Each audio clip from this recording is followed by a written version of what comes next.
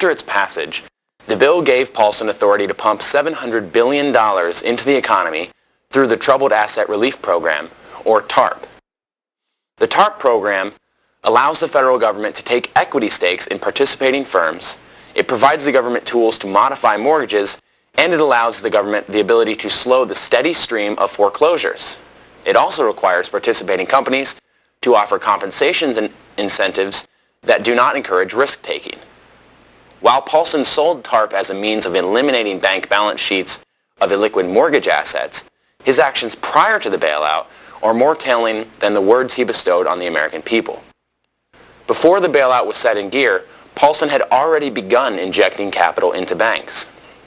It should come as little surprise that on November 12, 2008, Paulson stated that he no longer intended to buy the toxic mortgage assets at the heart of the credit crisis, and instead of buying these toxic assets, the Treasury, in concert with the Federal Reserve, more than doubled the size of the bailout and started pumping money directly into financial institutions and banks.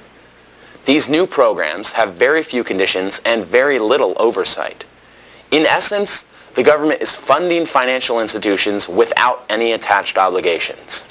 With little incentives for the banks to lend the money that they receive from the bailout, increased oversight needs to be factored in. Banks taking capital need to be required to increase lending.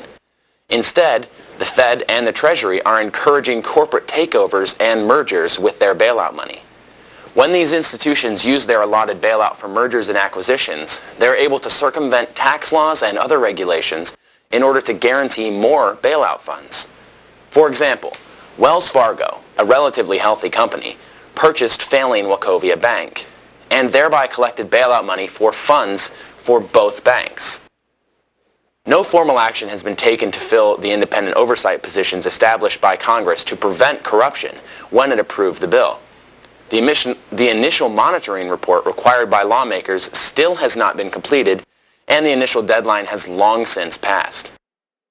Eric M. Thorson, the Treasury Department's Secretary General, who is working to oversee the bailout program, stated in the Washington Post that no one understands how they're going to accomplish proper oversight of the bailout. While our tax dollars are hanging in limbo, Americans stand to inherit massive debt from this elusive bailout. Americans already know about the first $700 billion. What they have not seen is the proposed $7.2 trillion scope of the various economic rescue packages in total.